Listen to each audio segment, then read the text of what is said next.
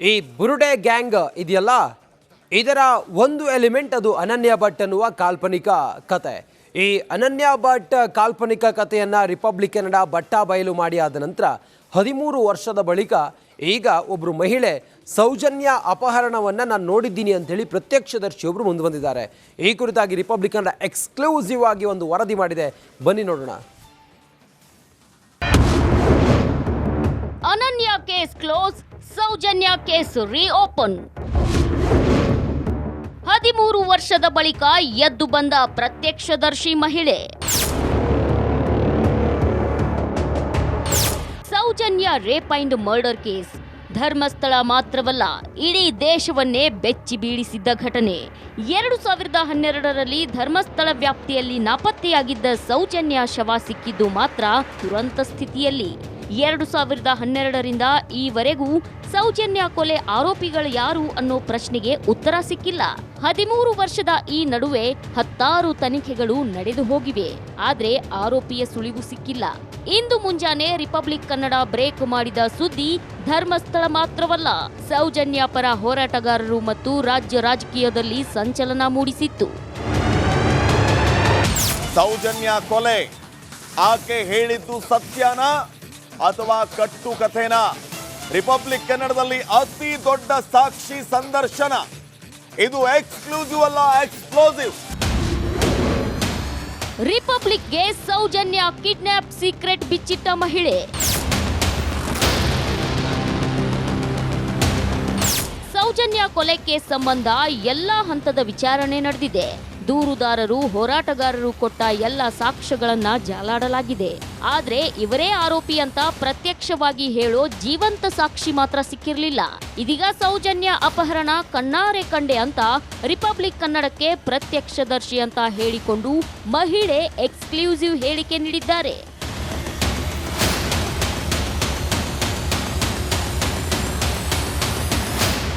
ಛತ್ರಿ ಹಿಡ್ಕೊಂಡು ಯೂನಿಫಾರ್ಮಲ್ಲಿ school college ಗೊತ್ತಿಲ್ಲ ಆಸುಪಾಸು. ಆ ಹುಡುಗಿ sky blue colour uniform, blue pant, blue veil, sky blue colour top ಹಾಕೊಂಡಿದ್ದು. Blue pant, blue veil, sky blue colour top ಛತ್ರಿ ಹಿಡ್ಕೊಂಡು ಪಾಸ್ ಆದ್ಲು. ಎಲ್ಲಿಂದ ಪಾಸ್ ಆದದ್ದು? ಬಸ್ ಸ್ಟ್ಯಾಂಡ್ ಅಲ್ವಾ ಅದು? ಅಲ್ಲಿ ಇಲ್ಲಿಂದ ನಡ್ಕೊಂಡು ಬಂದ್ಲು. ಈಗ ನಮ್ಮ ಲೆಫ್ಟ್ ಸೈಡು ನಾವು ಬಸ್ ಸ್ಟ್ಯಾಂಡ್ ಆಪೋಸಿಟ್ ಪ್ರಕೃತಿ ಚಿಕಿತ್ಸಾಲಯದಲ್ಲಿ ಹೀಗೆ ಕೂತಿದ್ದೀವಿ. ಹುಡುಗಿ ನಮ್ಮ ಲೆಫ್ಟ್ ಸೈಡಿಂದ ಹಿಂಗೆ ನಡ್ಕೊಂಡು ಹೋದ್ಲು.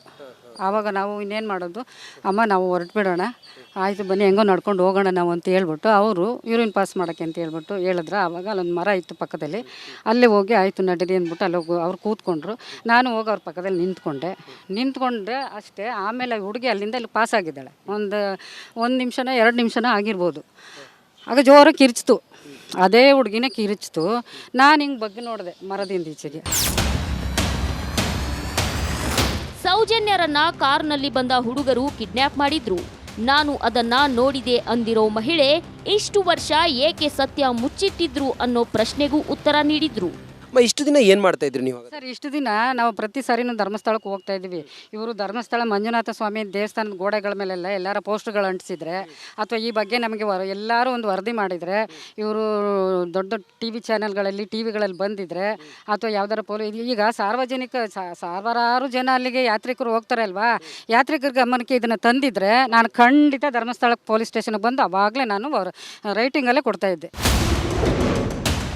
ಶಾಂತಿವನದ ಸಿಸಿ ಕ್ಯಾಮೆರಾದಲ್ಲಿದೆಯಾ ಸತ್ಯ?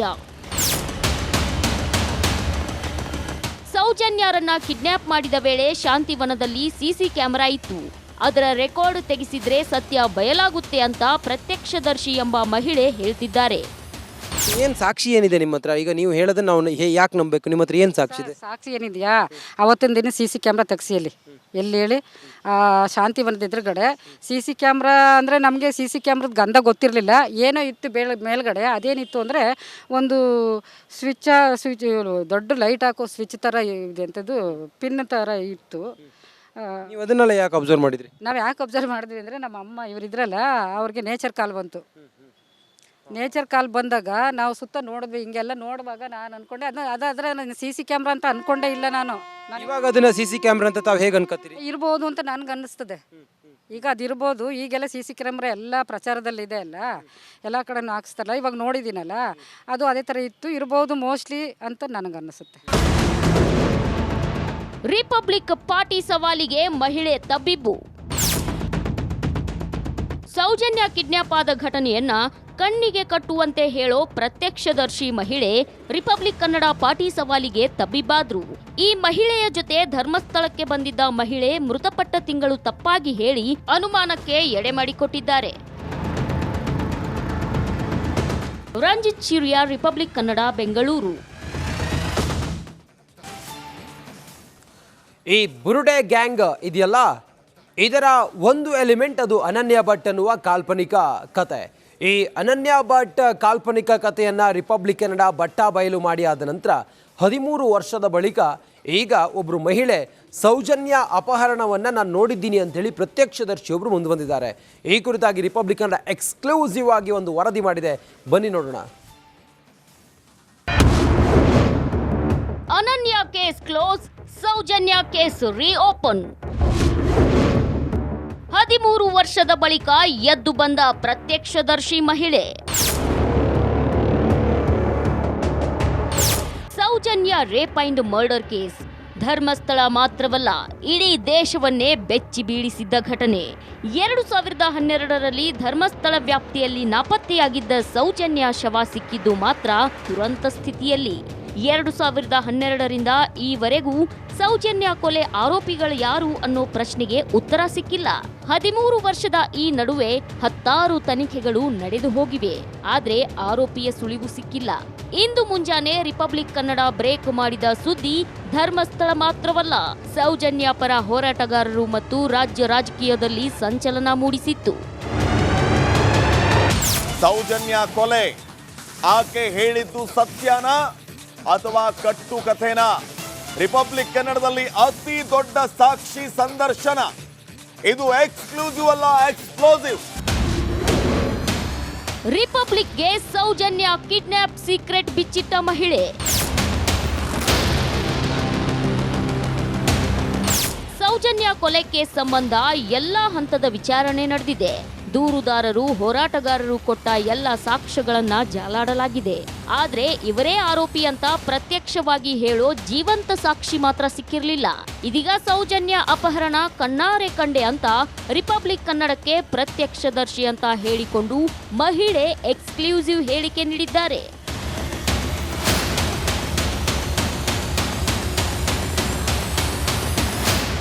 ಛತ್ರಿ ಹಿಡ್ಕೊಂಡು ಯೂನಿಫಾರ್ಮಲ್ಲಿ ಸ್ಕೂಲೋ ಕಾಲೇಜೋ ಗೊತ್ತಿಲ್ಲ, ಆಸುಪಾಸು. ಆ ಹುಡುಗಿ sky blue colour uniform, blue pant, blue veil, sky blue colour top ಹಾಕೊಂಡಿದ್ದು. Blue pant, blue veil, sky blue colour top ಛತ್ರಿ ಹಿಡ್ಕೊಂಡು ಪಾಸ್ ಆದ್ಲು. ಎಲ್ಲಿಂದ ಪಾಸ್ ಆದದ್ದು? ಬಸ್ ಸ್ಟ್ಯಾಂಡ್ ಅಲ್ವಾ ಅದು?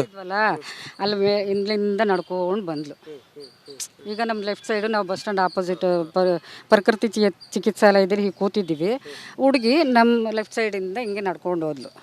ಆವಾಗ ನಾವು ಇನ್ನೇನು ಮಾಡೋದು, ಅಮ್ಮ ನಾವು ಹೊರಟ್ಬಿಡೋಣ, ಆಯಿತು ಬನ್ನಿ ಹೆಂಗೋ ನಡ್ಕೊಂಡು ಹೋಗೋಣ ನಾವು ಅಂತ ಹೇಳ್ಬಿಟ್ಟು ಅವರು ಯೂರಿನ್ ಪಾಸ್ ಮಾಡೋಕ್ಕೆ ಅಂತ ಹೇಳ್ಬಿಟ್ಟು ಹೇಳಿದ್ರು. ಆವಾಗ ಅಲ್ಲೊಂದು ಮರ ಇತ್ತು ಪಕ್ಕದಲ್ಲಿ, ಅಲ್ಲೇ ಹೋಗಿ ಆಯಿತು ನಡೀರಿ ಅಂದ್ಬಿಟ್ಟು ಅಲ್ಲಿ ಹೋಗಿ ಅವ್ರು ಕೂತ್ಕೊಂಡ್ರು. ನಾನು ಹೋಗಿ ಅವ್ರ ಪಕ್ಕದಲ್ಲಿ ನಿಂತ್ಕೊಂಡೆ ಅಷ್ಟೇ. ಆಮೇಲೆ ಹುಡುಗಿ ಅಲ್ಲಿಂದ ಅಲ್ಲಿ ಪಾಸ್ ಆಗಿದ್ದಾಳೆ. ಒಂದು ನಿಮಿಷನೋ 2 ನಿಮಿಷನೋ ಆಗಿರ್ಬೋದು. ಆಗ ಜೋರಾಗಿ ಕಿರಿಚಿತು, ಅದೇ ಹುಡುಗಿನೇ ಕಿರಿಚಿತು. ನಾನು ಹಿಂಗೆ ಬಗ್ಗೆ ನೋಡಿದೆ ಮರದಿಂದ ಈಚೆಗೆ. ಸೌಜನ್ಯರನ್ನ ಕಾರ್ನಲ್ಲಿ ಬಂದ ಹುಡುಗರು ಕಿಡ್ನಾಪ್ ಮಾಡಿದ್ರು. ನಾನು ಅದನ್ನ ನೋಡಿದೆ ಅಂದಿರೋ ಮಹಿಳೆ ಇಷ್ಟು ವರ್ಷ ಏಕೆ ಸತ್ಯ ಮುಚ್ಚಿಟ್ಟಿದ್ರು ಅನ್ನೋ ಪ್ರಶ್ನೆಗೂ ಉತ್ತರ ನೀಡಿದ್ರು. ಇಷ್ಟು ದಿನ ಏನು ಮಾಡ್ತಾ ಇದ್ರಿ ನೀವು? ಸರ್, ಇಷ್ಟು ದಿನ ನಾವು ಪ್ರತಿ ಸಾರಿನೂ ಧರ್ಮಸ್ಥಳಕ್ಕೆ ಹೋಗ್ತಾ ಇದ್ದೀವಿ. ಇವರು ಧರ್ಮಸ್ಥಳ ಮಂಜುನಾಥ ಸ್ವಾಮಿ ದೇವಸ್ಥಾನದ ಗೋಡೆಗಳ ಮೇಲೆಲ್ಲ ಎಲ್ಲರ ಪೋಸ್ಟ್ಗಳು ಅಂಟಿಸಿದ್ರೆ ಅಥವಾ ಈ ಬಗ್ಗೆ ನಮಗೆ ಎಲ್ಲರೂ ಒಂದು ವರದಿ ಮಾಡಿದರೆ, ಇವರು ದೊಡ್ಡ TV ಚಾನೆಲ್ಗಳಲ್ಲಿ ಟಿವಿಗಳಲ್ಲಿ ಬಂದಿದ್ರೆ ಅಥವಾ ಯಾವ್ದಾರ ಈಗ ಸಾವಿರಾರು ಜನ ಅಲ್ಲಿಗೆ ಯಾತ್ರಿಕರು ಹೋಗ್ತಾರೆ ಅಲ್ವಾ, ಯಾತ್ರಿಕರ ಗಮನಕ್ಕೆ ಇದನ್ನು ತಂದಿದ್ರೆ ನಾನು ಖಂಡಿತ ಧರ್ಮಸ್ಥಳಕ್ಕೆ ಪೊಲೀಸ್ ಸ್ಟೇಷನ್ಗೆ ಬಂದು ಅವಾಗಲೇ ನಾನು ರೈಟಿಂಗಲ್ಲೇ ಕೊಡ್ತಾ ಇದ್ದೆ. ಶಾಂತಿವನದ ಸಿಸಿ ಕ್ಯಾಮೆರಾದಲ್ಲಿದೆಯಾ ಸತ್ಯ? ಸೌಜನ್ಯರನ್ನ ಕಿಡ್ನಾಪ್ ಮಾಡಿದ ವೇಳೆ ಶಾಂತಿವನದಲ್ಲಿ ಸಿಸಿ ಕ್ಯಾಮೆರಾ ಇತ್ತು. ಅದರ ರೆಕಾರ್ಡ್ ತೆಗೆಸಿದ್ರೆ ಸತ್ಯ ಬಯಲಾಗುತ್ತೆ ಅಂತ ಪ್ರತ್ಯಕ್ಷದರ್ಶಿ ಎಂಬ ಮಹಿಳೆ ಹೇಳ್ತಿದ್ದಾರೆ. ಏನು ಸಾಕ್ಷಿ ಏನಿದೆ ನಿಮ್ಮ ಹತ್ರ? ಈಗ ನೀವು ಹೇಳೋದನ್ನ ನಾವು ಯಾಕೆ ನಂಬಬೇಕು? ನಿಮ್ಮ ಹತ್ರ ಏನು ಸಾಕ್ಷಿ ಇದೆ? ಸಾಕ್ಷಿ ಏನಿದೆಯಾ, ಅವತ್ತಿನ ದಿನ CC ಕ್ಯಾಮ್ರಾ ತೆಗ್ಸಿ ಎಲ್ಲಿ ಹೇಳಿ, ಶಾಂತಿವನದ ಎದುರುಗಡೆ CC ಕ್ಯಾಮ್ರಾ ಅಂದರೆ ನಮಗೆ CC ಕ್ಯಾಮ್ರದ ಗಂಧ ಗೊತ್ತಿರಲಿಲ್ಲ. ಏನೋ ಇತ್ತು ಮೇಲ್ಗಡೆ. ಅದೇನಿತ್ತು ಅಂದರೆ ಒಂದು ಸ್ವಿಚ್ ದೊಡ್ಡ ಲೈಟ್ ಹಾಕೋ ಸ್ವಿಚ್ ಥರ ಇದೆ ಅಂಥದ್ದು, ಪಿನ್ ಥರ ಇತ್ತು. ನೀವು ಅದನ್ನೆಲ್ಲ ಯಾಕೆ ಅಬ್ಸರ್ವ್ ಮಾಡಿದ್ರಿ? ನಾವು ಯಾಕೆ ಅಬ್ಸರ್ವ್ ಮಾಡಿದ್ವಿ ಅಂದರೆ ನಮ್ಮ ಅಮ್ಮ ಇವರಿದ್ರಲ್ಲ, ಅವ್ರಿಗೆ ನೇಚರ್ ಕಾಲ್ ಬಂತು. ನೇಚರ್ ಕಾಲ್ ಬಂದಾಗ ನಾವು ಸುತ್ತ ನೋಡಿದ್ವಿ. ಹಿಂಗೆಲ್ಲ ನೋಡುವಾಗ ನಾನು ಅಂದ್ಕೊಂಡೆ ಅದಾದರೆ ನಾನು CC ಕ್ಯಾಮ್ರಾ ಅಂತ ಅಂದ್ಕೊಂಡೇ ಇಲ್ಲ. ನಾನು ಇವಾಗ ಅದನ್ನ CC ಕ್ಯಾಮ್ರಾ ಅಂತ ತಾವು ಹೇಗೆ ಅನ್ಕೋತೀರಿ? ಇರ್ಬೋದು ಅಂತ ನನಗೆ ಅನ್ನಿಸ್ತದೆ.